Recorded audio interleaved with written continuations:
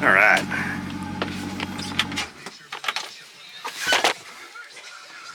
Trim readout's good. Our temp was climbing. Our pressures are dropping. Just shut the engine off. Fuel gauge is reading good. All these controls look like they're working just fine. Let's try our chair. Power chair's moving.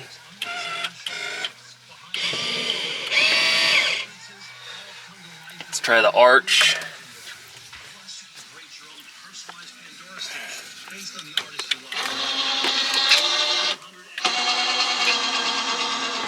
Power arch is doing just fine.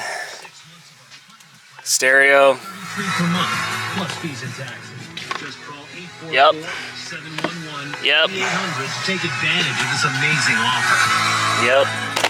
Soak up spring love vibes with an all-new mix from the flow. Bring the beat in. Now on the Sirius XM app, featuring 2000s R&B hits from the heart by Ashanti, Usher, and Beyonce. Plus smooth 2010s grooves from Frank Ocean, Janelle Monáe, and more. Create some stereo remote. Soundtrack for flings, feels, and everything. Working just fine. All right. Shut that back off. Let's turn this all the way down and let's do some listening. Horn works. Blower. I heard it kick on. Aft bilge pump. That's too quiet. That's not going to pick up on camera. Let's try this. Aft bilge pump. Yep, that probably picked up on camera with that open. Forward bilge pump. Let's open this. Yep, forward bilge. That's our dinette table in there.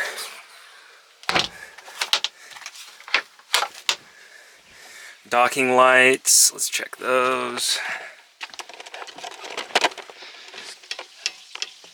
Starboard light, port docking light, both are good. Let's check out the windlass. Down, up, all that's good. It's chirping at me low voltage because I got the engine off. Battery charger / phone holder, that works. Heater, I don't really know how to test this. I don't play with these. I heard it kick on. I hear it whistling out of the hose. Cool. And these do come out. So you shove it like up underneath your towel. Okay. Shut that off. Windlass controls from up here. Yep, I hear it clicking on. Alright. Our sink in there. We're not going to test because it's still winterized. Nav and anchor lights. The anchor light up top we have a replacement coming for, so it's currently off. Nav lights are on.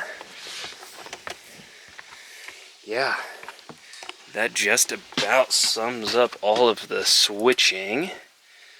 Cockpit lights right there. Yeah, there's a handful of those throughout. There, that one's on. And the walkthrough right there, that one's on. That all looks good. The RGB lights, and then we go up to the controller. It's just chirping voltage at me because I'm not running the engine and I got a lot of stuff on. Here.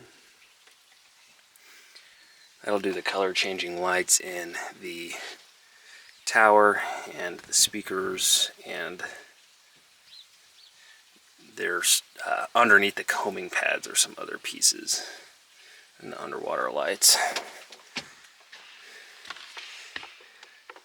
Yeah, I don't know if I'm going to be able to pick those up right now or not in this direct daylight. Yeah, that's not going to show on camera. But the controller and everything. That's how you run those. Underwater lights. Shut this.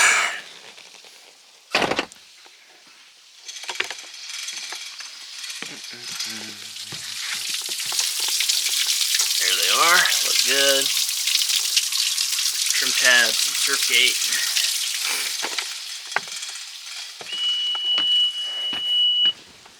Alright. I'm going to shut this off so it quits chirping at me. I must need to plug the batteries in and get them on a charger. Oh, it's where our battery switch is, 1 and 2 position, and the rest of our fuse controls and circuit breakers. It does have a list right there for the breakers. That is a pylon piece for our anchor, or excuse me, our table. That is the ski tow pylon for the rear if you're going to do tubes. Pulling skiers and wakeboarders from up here, up top, is good, but if you're going to do tubes, do that from out back, and that piece screws in there. Alright. When I was wiping this down, I didn't see any issues with the upholstery anywhere. Let's see. There was a little nick right there, which is probably from the edge of an anchor, I would guess, or anchor chain coming down on it. Really small one right there. And then this is an item that will be warrantied. This is a defect, a manufacturer defect. That's an air void, which is not something I often see with Cobalts. So that is something that Cobalt will warranty right there. There's our amps, all the stereo controls. All the gas struts and everything looked great underneath. All the sides of the upholstery, like I wiped down all of this stuff looks good.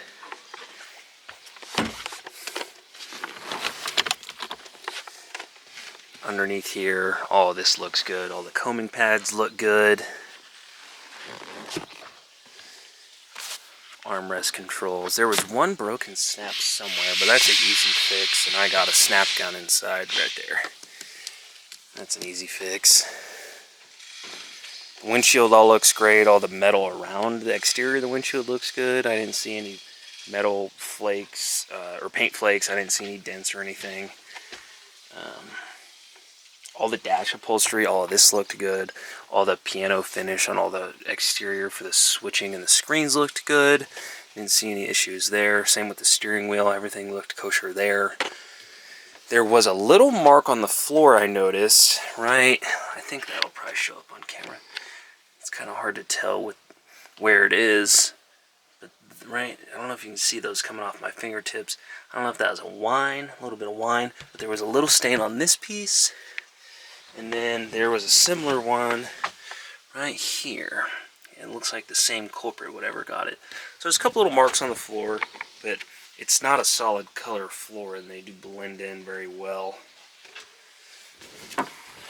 Do have our built-in cooler underneath here.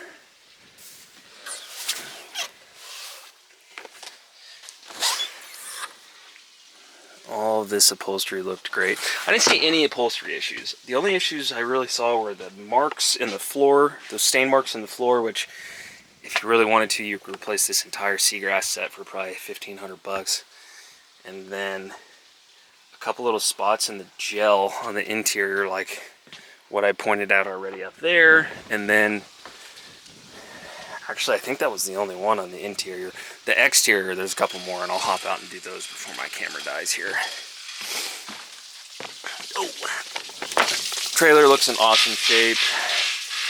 Here on the starboard side, there's a little mark here, which is kind of as expected. That's why this piece is here. These pieces are replaceable. This whole assembly is, they call it the hockey stick. Those are about $125. That whole assembly is replaceable if you wanted to. This all looks good. All of this midsection color yellow here looks good. The decal looks good. The rub rail looks good. And the top cap looks good. All of this blue looks real good. There's a little mark right there.